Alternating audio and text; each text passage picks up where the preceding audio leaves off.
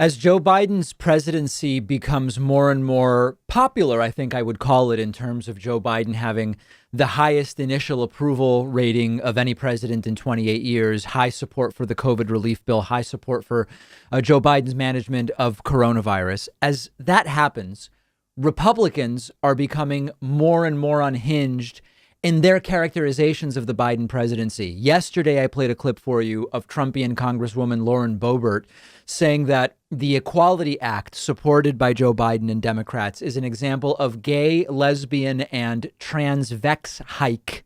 I'm not saying it wrong. It's not a real word, but this is what she said. Transvex hike supremacy.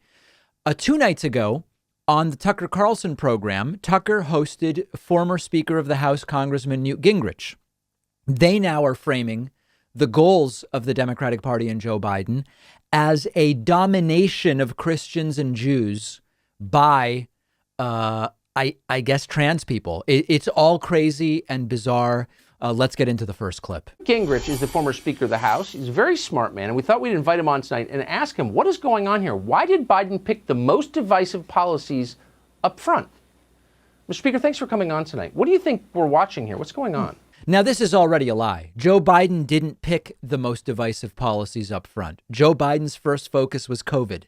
Trump failed on COVID. Trump probably lost because of his handling of COVID. Joe Biden ran on, here's what I would do on COVID. And the things he did on day one via executive order were all popular with the country, even with many Republicans. You see it reflected in Joe Biden's high COVID approval rating. Most of the country wants the COVID stimulus bill, which Republicans don't want. So Tucker is lying. But let's now listen to Newt Gingrich's explanation. Well, it occurred to me that Biden had lived through 2 Democratic disasters. When Clinton was elected, 2 years later, they lost 54 seats and we became a majority for the first time in 40 years. When Obama was elected, 2 years later, they lost 63 seats.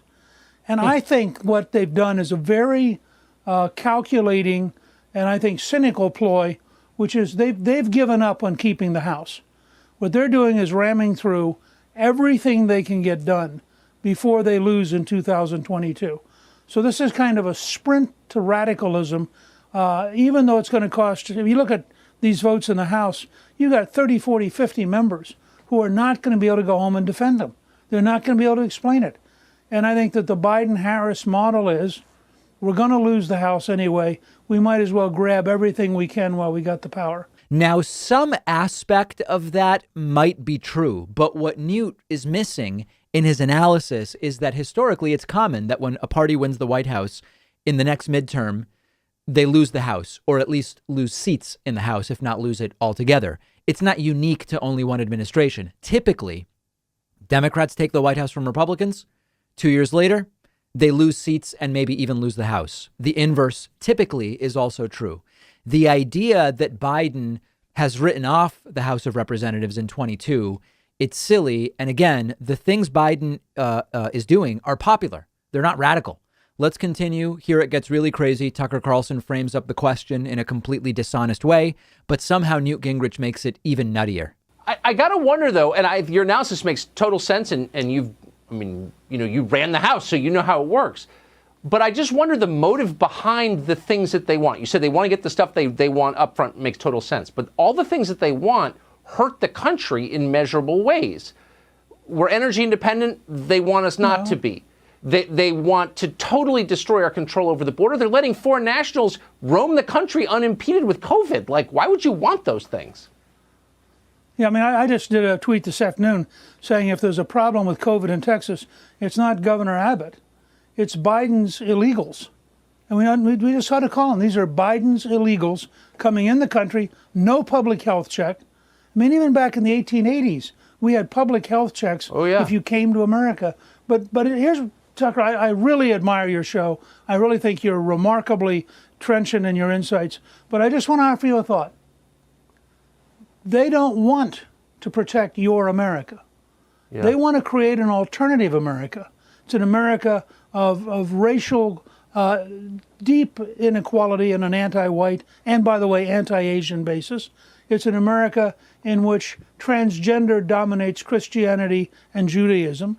I don't know that I've ever seen more red meat, dog whistle sort of coded language there.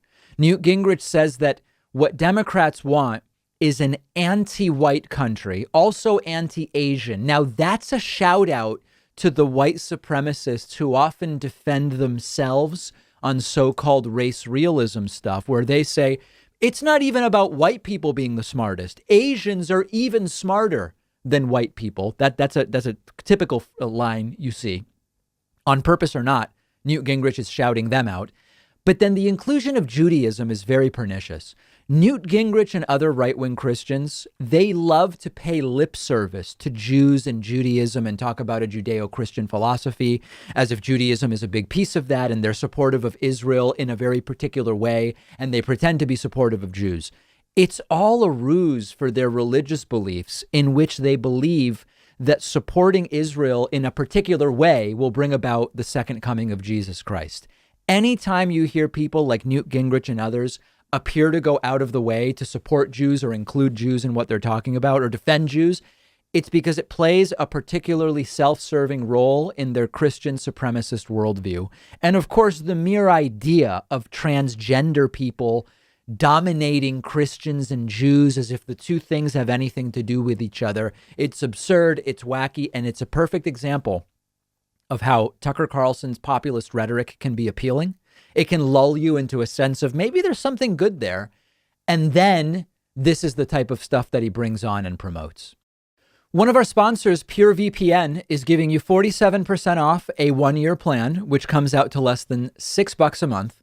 PureVPN makes you anonymous online, and you can trust them. They're the only VPN with an always-on third-party audit, verifying that your internet activity is not being logged. PureVPN keeps you safe from hackers, prevents you from being spied on by your ISP, social media companies, government surveillance. It lets you stream shows and movies that aren't available in your country. PureVPN is super fast with over 6,500 servers, and you can use it on all of your devices with 10 devices logged in at the same time. You can try it for a week for just 99 cents, and you'll get 47% off a 1-year plan, which is less than $6 a month when you go to davidpakman.com/VPN. The link is under this video, and you'll even get an extra additional 10% off when you use the code Pakman.